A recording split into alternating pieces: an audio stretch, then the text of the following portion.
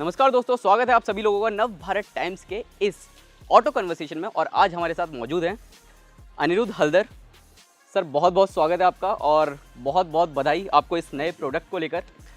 Anirudh Haldar is a senior vice president marketing for commuter motorcycles.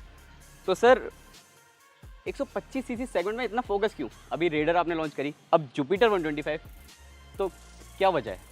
तो दोनों की कहानी अलग है।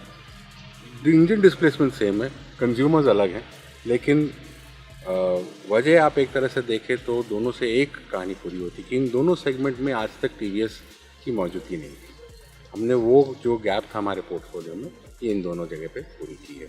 तो रेडर एक यंग, स्पोर्टी, यूथफुल राइडर के लिए था। ये कम्यूटर स्कूटर है जो एक जिसको कहेंगे आप मिडिल लाइफ स्टेज वाले जो लोग हैं, जो घर में जो स्कूटर मल्टीपर्पज़ यूज़ होता है, ये उनके लिए है। तो जुपिटर पर से आज से 10 साल से ऑलमोस्ट मार्केट में है। शायद 10 साल में जो ऑटोमोटिव ब्रांड्स नए आए हैं उनमें से एक सबसे बड़ा नाम शायद जुपिटर का होगा। बट उनके कंज्यूमर्स में जो एक गैप हमें दिखा कि आज के दिन में स्कूटर में 1 in 5 बायर्स एक कम्यूटर स्कूटर ढूंढते हैं 125 सीसी सेगमेंट का, जो वो पोर्टफोलियो जुपिटर के पोर्टफोलियो में नहीं था। तो वही गैप जो है उन्हीं कंज्यूमर्स के लिए हम जुपिटर 125 लेके आए। ऑलरेडी सर आपके पास एक बहुत बढ़िया प्रोडक्ट मौजूद है, टीवीएस एनटॉर्क। तो क्या आपको ऐसा नहीं लगता कि जो टीवीएस एनटॉर्क खरीदने जा रहे होंगे जो कस्टमर्स, वो टीवीएस जुपिटर को देख के कन्फ्यूज़ हो सकते हैं? तो ऐसे मतलब आप खुद बताइए सर कि क्या उनकी ज़रूरतें होंगी और किस हिसाब से उन्हें स्कूटर चुनना चाहिए? बिल्कुल सही। तो टीवीएस एनटॉर्क जो है वो एक जेनजी यंग राइडर के लिए है, जिसका पूरा कैरेक्टर, स्टाइल, हैंडलिंग एक एक्साइटिंग राइड के लिए बना है, एक स्पोर्टी राइड के लिए बना है। वो टीवीएस रेसिंग पेडिग्री से आता है। उसका जो इंजन है वो 3 वॉल्व इंजन है। उसका जो पूरा परफॉर्मेंस ओरिएंटेशन है वो स्पीड, एक्सेलरेशन, हैंडलिंग की तरफ है। यहाँ पे जुपिटर 125 आता है। यहाँ पे आपका बैलेंस आता है in terms of daily use, versatile use, practicality, but at the same time एक प्रीमियम क्वालिटी ऑफ राइड होनी चाहिए। तो आपको जब आप ट्रैफिक में चलाते हैं तब रिक्वायरमेंट होता है एक इनिशियल एक्सेलरेशन का, जो कि बेस्ट इन क्लास है टीवीएस जुपिटर में, उसका अगर आप टॉप कर्व देखें। दूसरा कि चाहे एक्सेलरेशन अच्छा हो और उससे आपके माइलेज पर मार नहीं पड़नी चाहिए। तो वो एक इंजीनियरिंग तौर से देखें तो बहुत बड़ा चैलेंज होता है कि एक्सेलरेशन भी प्रोवाइड करें और माइलेज भी प्रोवाइड करें। वही चीज़ इसका जो नया इंजन है, जो कि कम्प्लीटली न्यू इंजन है, वो डिलीवर करता है best in class acceleration with best in class fuel economy. TVS Ntorq same 125, लेकिन हमारे व्यूअर्स ज़रूर जानना चाहेंगे क्या इसमें जो इंजन है दोनों में सेम है?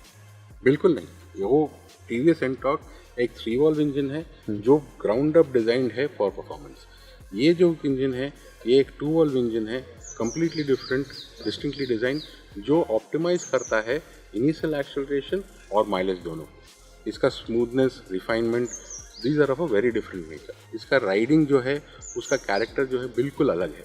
एंड इसीलिए जो लोग ये चाहेंगे कि मेरी डेली राइड स्मूथ हो, कन्वीनियंट हो, माइलेज मेरी अच्छी हो, लेकिन मुझे ट्रैफिक में फिर भी थोड़ा बहुत हम आगे निकल पाएँ और आगे चले, उसके हिसाब से best in class in it segment of commuters, best in class mileage, best in class acceleration combination में टीवीएस जुपिटर आता है। और इंजन बिल्कुल अलग है। अच्छा सर, अब इंजन की बात हो रही है तो मैं एक क्वेश्चन पूछना चाहूँगा कि क्या ये इंजन हम आने वाले और प्रोडक्ट्स में देख सकते हैं? अब आने वाले प्रोडक्ट्स क्या होंगे, किसके लिए होंगे, उसके ऊपर डिपेंड करता है। जहाँ पे अप्रोप्रिएट होगा वहाँ पे हम ले आएंगे। तो जैसे फॉर एग्जांपल आपके सवाल का दूसरा जवाब कि अगर इंजन कैरी फॉरवर्ड करना होता तो मैं एनटॉर्क के इंजन को भी हम कैरी फॉरवर्ड कर सकते एग्जैक्टली, पर हमने वो नहीं किया, क्योंकि इस कंज्यूमर की जो ज़रूरत है उनके हिसाब से इंजन डिज़ाइन करके उनके हिसाब से हम प्लेटफॉर्म है। नॉट सिर्फ इंजन, आप अगर पूरी गाड़ी का लेआउट देखेंगे तो फैक्ट कि इसके अंदर आपके पास 33 लीटर का अंडर सीट स्टोरेज है, तो फैक्ट दैट इसके अंदर आपको लॉन्गेस्ट सीट मिलता है। और जो एक्सटर्नल फ्यूल फिल जुपिटर में हमेशा था वो पीछे से आपको और कन्वीनियंट आगे मूव हो जाता है। ये विफल कि इसका पूरा जो चैसी डिज़ाइन है वो पूरी तरह से नए तरह से किया गया है कि ये जो कंज्यूमर है इनकी ज़रूरतों को मद्देनजर रखते हुए बेस्ट ऑप्शन क्या होगा। देखा जाए सर कि एक कस्टमर डीलरशिप पर अगर आता है तो उसके पास अब 2 ऑप्शंस हो गए हैं एक TVS एंटॉक हो गया है और एक TVS जुपिटर 125 हो गया है। तो जो जुपिटर 110 खरीदने जा रहा होगा, ठीक है, मतलब उसे लग गया कि मुझे जुपिटर 125 खरीदना है, तो आपको ऐसा नहीं लगता कि जुपिटर 110 की सेल में कुछ फ़र्क देखने को मिल सकता है?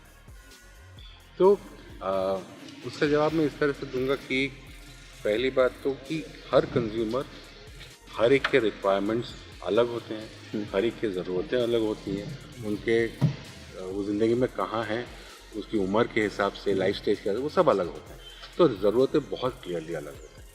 अब यहाँ पे जहाँ जुपिटर 110 की सेल पे इम्पैक्ट की बात है, आज तक हम 125 सीसी सेगमेंट में कम्यूटर के हिसाब से थे ही नहीं, और वो सेगमेंट का और इंडस्ट्री का 22% हिस्सा है।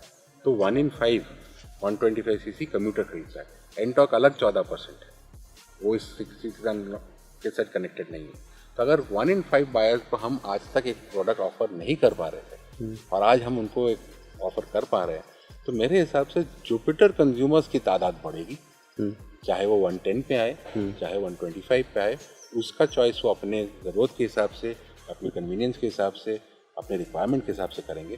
बट जुपिटर कंज्यूमर्स की तादाद बढ़ेगी। आज जो ऑलरेडी 45 लाख घरों में जुपिटर है, उनकी तादाद और ज़्यादा बढ़ेगी। एक क्वेश्चन सर, अगर हम देखें जो TVS रेडर है वो बिल्कुल यंग यूथ को टारगेट कर रही है, ये आपने प्रॉपर फैमिली पर्सपेक्टिव के लिए उतार दिया।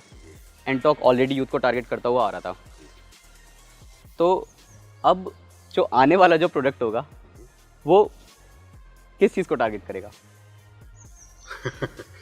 तो अभी ऐसे कई अपॉर्चुनिटीज़ हैं मार्केट में जो हम जिन पे काम कर रहे हैं, कुछ जो बहुत करीब हैं, कुछ जो अभी नेसेंट हैं, जो बहुत नए हैं, जो सिग्निफिकेंट बनते जा रहे हैं। तो जैसे ही वो उनका एक सर्टन स्केल और साइज आता है, उनके लिए TVS कंज्यूमर लेड एक प्रोडक्ट लाएगा। जैसे मेरे को आज सुबह किसी ने कहा था कि जुपिटर 125 वाल आ रहे हैं, ये 1 महीने पहले तक तो हम लोग को बिल्कुल खबर नहीं थी।